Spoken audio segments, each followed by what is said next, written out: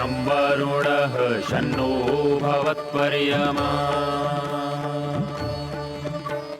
शन्न इन्द्रो बृहस्पतिः शन्नो विष्णुरुक्रमः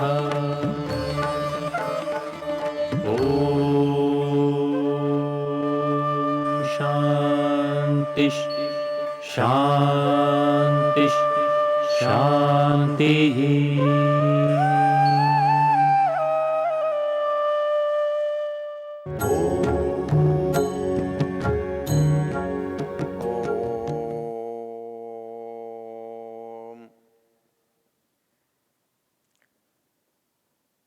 हम यजुर्वेद के 32वें अध्याय की चर्चा कर रहे हैं और उसमें ईश्वर का स्वरूप बताया गया है। और ईश्वर का स्वरूप बताते हुए उसका कार्य, उसके गुण का भी वर्णन किया गया है। हम ईश्वर की जब स्तुति करते हैं, ईश्वर की प्रार्थना करते हैं, तब हम उसके सामर्थ्य की, उसके स्वरूप की, उसके उपस्थिति की, उसके गुणों की चर्चा करते हैं। और इन मंत्रों का स्वयंभू ब्रह्म ऋषि और परमात्मा देवता है, अर्थात इनका विषय जो है वो परमात्मा ही है। इन मंत्रों में परमात्मा को ही स्पष्ट किया गया है। हमने पीछे एक मंत्र देखा था, एषोह देवः प्रदिशोनु सर्वा पूर्वोह जातः सौगर्भे अन्तः स एव जातः स जनिष्यमाणः प्रत्यंजनास्तिष्ठति सर्वतोमुखः। हमने इसके पहले पहले भाग की चर्चा की। क्या चर्चा की? वो देवता जो है, वो परमात्मा जो है, जितनी हुई हुई वस्तुएं हैं वो उन सब से पहले है। यदि उनके पहले न हो तो इन वस्तुओं को उत्पन्न कौन करेगा? इन वस्तुओं को उत्पन्न करने वाला होने से वो पहले है। एषोह देव प्रदिशोनु सर्वा, और ऐसा नहीं है, कहीं कहीं है, समस्त स्थानों पर है, सब दिशाओं में है। और वो अंदर भी है और बाहर भी है। सब वस्तुएं उसके अंदर हैं, समस्त जगत उसके अंदर है, और वो स्वयं जगत से बाहर भी है। वो वस्तुओं के अंदर भी है, वो जगत के अंदर भी है, और वो जगत के बाहर भी है। इसलिए स एव जातः स जनिष्यमाणः, वो आज तक जो कुछ हुआ है उसका करने वाला भी वही है, और आगे जो होगा उसका भी करने वाला वही होगा। अब इसमें अंतिम एक चीज़ है जो समझने के लिए बड़ी अच्छी है। वो क्या है? प्रत्यंजनास्तिष्ठति सर्वतोमुख। किसी का ज्ञान होने के लिए, किसी से बात करने के लिए, किसी का परिचय करने के लिए हमें एक चीज़ की बड़ी आवश्यकता है, वो है उसका आमना सामना। अर्थात जब कोई व्यक्ति हमारे सामने से जा रहा है, यदि उसका मुंह दूसरी तरफ है तो हम कुछ कहना चाहकर भी कह नहीं पाते। हम उसकी पहचान ही नहीं कर पाते क्योंकि मुख सामने नहीं है। हम उसके कुछ अंगों को, कुछ अवयवों को, कुछ पीछे के भाग को देखकर हम नहीं समझ सकते कि कौन है। तो कैसे समझें कि वो कौन है? कहता है सामने है, सामने। प्रत्यंजना, हर वस्तु में से झांक रहा है, हर आत्मा में से झांक रहा है, हर जगह पर दिखाई दे रहा है। इसलिए यहां विशेष बात जो कही है, प्रत्यंजनास्तिष्ठति, वो प्रत्येक मनुष्य में है। क्यों? सर्वतोमुख, वो सब और मुख वाला है। अब सब और मुख वाला होने से क्या होगा? सब और मुख वाला होने से बाकी चीजों के साथ होगा, अर्थात सब और उसके हाथ पैर मुख सब कुछ होगा। तभी तो ऊपर के मंत्रों में कहा था, सहस्र शीर्षा पुरुष सहस्राक्ष सहस्रपाद। वो सर्वतोमुख है। अब सर्वतोमुख कहने से जहां कहीं भी कहना होगा कह देगा,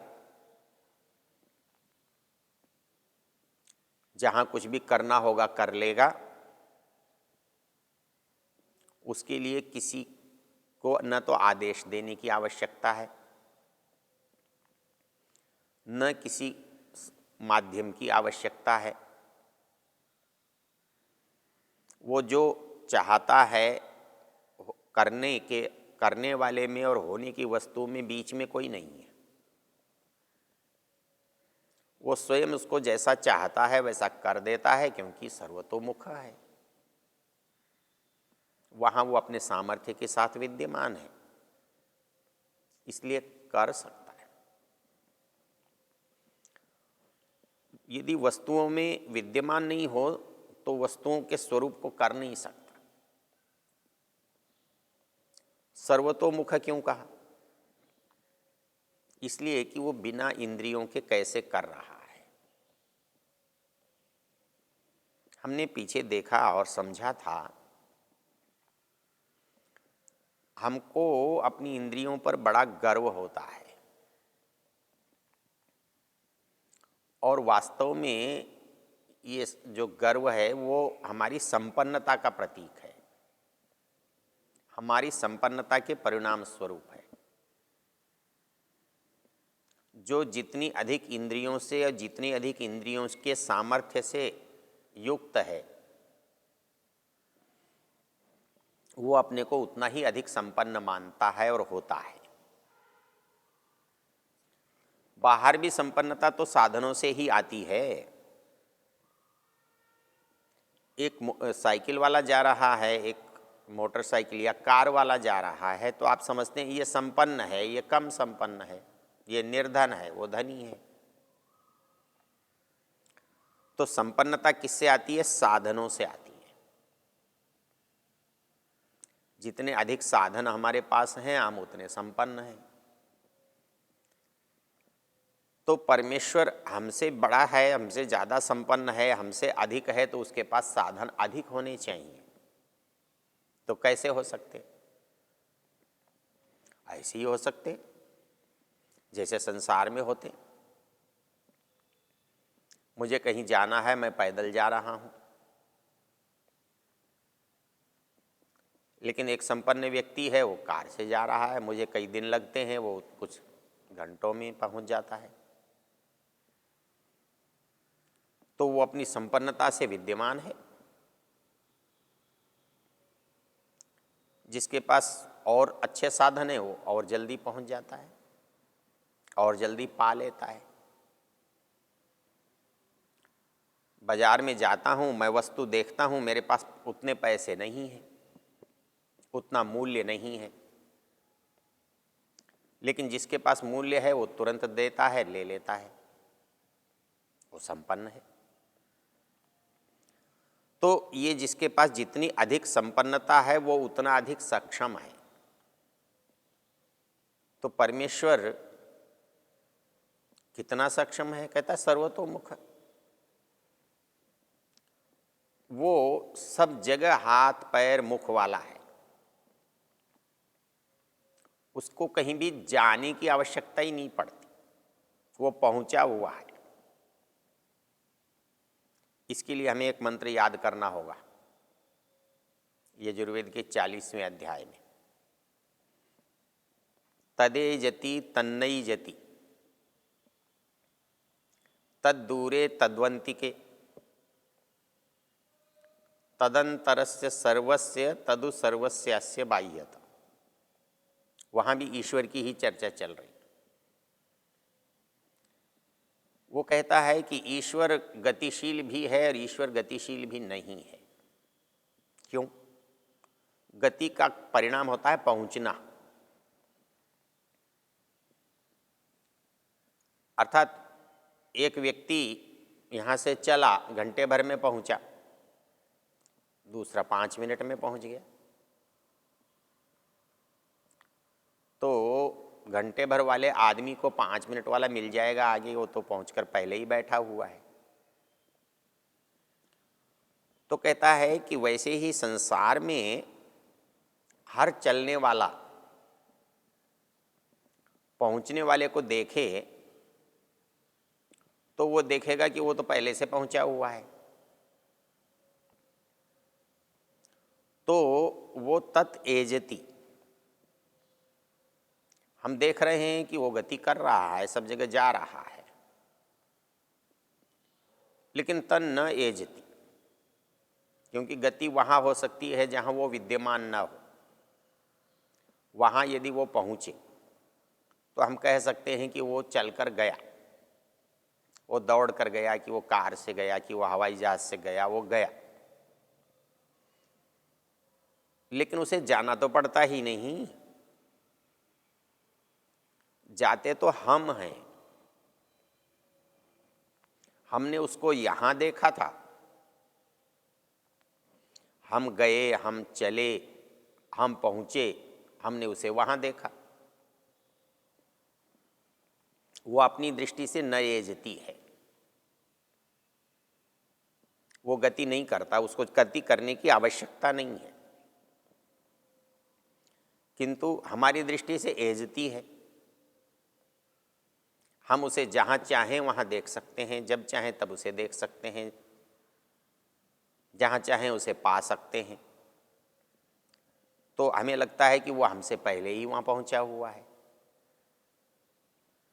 तत् एजति तत् न एजति,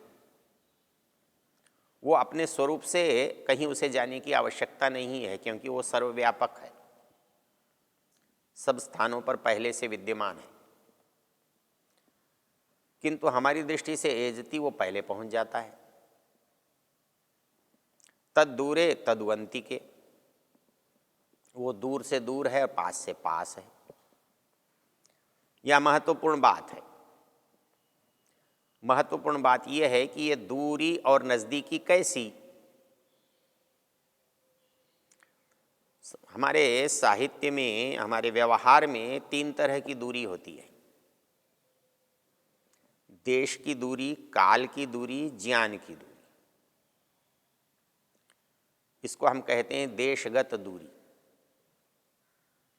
हिमालय से विंध्याचल दूर है, ये देशगत दूरी है। लेकिन महाभारत से रामायण का जो दूरी है वो समय की दूरी है। तो एक दूरी होती है देश की, तो परमेश्वर के साथ हमारी देश की दूरी नहीं है, और न परमेश्वर के साथ हमारी काल की दूरी है। अर्थात कोई ऐसा समय नहीं होता जब हम हों या परमेश्वर न हो, या परमेश्वर हो तो हम न हो, ऐसा कोई समय नहीं। हम दोनों एक दूसरे के साथ सदा से हैं, सदा ही रहेंगे। फिर हमारे साथ दूरी कैसी? कहता है लेकिन दूरी है। ऋषि दयानंद कहते हैं वह अज्ञानियों से करोड़ों कोस दूर है। अर्थात उसके और हमारे बीच में कोई दूरी संभव है तो वो केवल ज्ञान की। जैसे हमारे पास कोई वस्तु है लेकिन हम भूल गए, हमारे लिए विस्मृति हो गई, तो होने पर भी नहीं हुई जैसी है। हमको पता ही नहीं है कि वो हमारे पास है, और पता हो जाए तो फिर उसके होने का हमको लाभ हो जाएगा। वैसे ही परमेश्वर से हमारी देशगत दूरी नहीं है, परमेश्वर से हमारी कालगत दूरी भी नहीं है। केवल एक दूरी बचती है, वो है ज्ञान की। अर्थात हम परमेश्वर को क्यों नहीं मिल पाते, क्यों नहीं देख पाते, क्यों नहीं हमारी बात बनती? केवल इसलिए कि उसको हम जानते नहीं हैं, और उस जानने का नाम ही स्तुति है। तो उसको जानने के लिए हम ये प्रयत्न करते हैं, तत् एजति तन्नई जति तद दूरे तदुअंतिके। और इससे आगे वो एक बात कहते हैं, तदंतरस्य सर्वस्य तदु सर्वस्यास्य बाह्यता। ये जो संसार है ना, इस सारे संसार के वो अंदर भी है। तदु अस्य सर्वस्य बाह्यता, ऐसा कैसे संभव है? ऐसा कैसे संभव है कोई चीज अंदर भी हो और कोई चीज बाहर भी हो? हमें ये तो समझ में आता है कि हम किसी चीज के अंदर हों। जैसे कोई पानी के अंदर प्राणी है तो चारों तरफ पानी है, ये हमको पता लगता है। लेकिन कोई चीज हमारे अंदर भी और हमारे बाहर भी हो, ऐसा कैसे है? तो उसका एकमात्र उदाहरण है आकाश। आकाश के बिना कोई भी स्थान खाली नहीं है, और उसकी सूक्ष्मता कभी हमारे लिए बाधा नहीं बनती। हम यहाँ खड़े होकर के जब दूसरी जगह जाते हैं तो हम आकाश के तो अंदर से ही जा रहे हैं, लेकिन न तो आकाश खंडित हो रहा है, न आकाश इधर उधर हो रहा है। जब हम किसी ठोस वस्तु से टकराते हैं तो हमारी गति रुक जाती है। चलते हुए हम दीवार से, खंभे से, पहाड़ से टकराते हैं, हमें रुकना होता है। हम पानी में चलते हैं तो पानी को काट देते हैं या पानी हमें धकेल देता है, उसको इधर उधर करके निकलते हैं। अग्नि में से जाते हैं तो हमारा जलना हो जाता है, भस्मसात हो जाता है। तो एक चीज बचती है, आकाश। उस आकाश में से निकलते हैं तो उसकी सूक्ष्मता की पहचान है कि उसके अंदर हमारी गति अव्याहत रूप से होती है। न उससे आकाश में अंतर पड़ता है, न मुझ में अंतर पड़ता है। जल में, पृथ्वी में, वायु में, अग्नि में, सब जगह कहीं न कहीं अंतर पड़ता था, लेकिन आकाश में नहीं पड़ता। इसलिए मंत्र कह रहा है, वह परमेश्वर तदु सर्वस्य अस्य बाह्यता, वो इस सारे संसार में है और वह इस संसार से बाहर भी है। कैसे? आकाशवत व्यापक है।